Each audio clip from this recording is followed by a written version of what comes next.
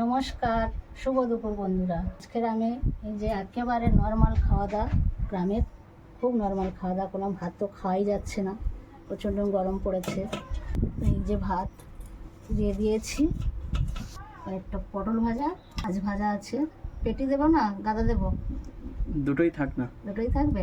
বাবা, মাছ ভাজা খেতে আমার ছেলে পছন্দ করে খুব। লাউ শাক, সর্ষে পোস্ত দিয়ে আর অল্প ডাল, মুগ ডাল ছড়িয়ে চচ্চড়ি মতো করেছি।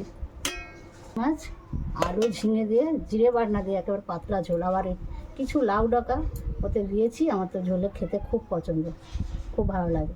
আর খাওয়ার পাতে যদি একটু টক ঝাল মিষ্টি আমের আচার থাকে, তাহলে খাওয়াটা পুরো একটু জমে যাবে।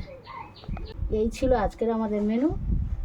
প্লিজ যদি কারোর ভালো লেগে থাকে আমার এই রান্নাকে সাবস্ক্রাইব করো, লাইক করো।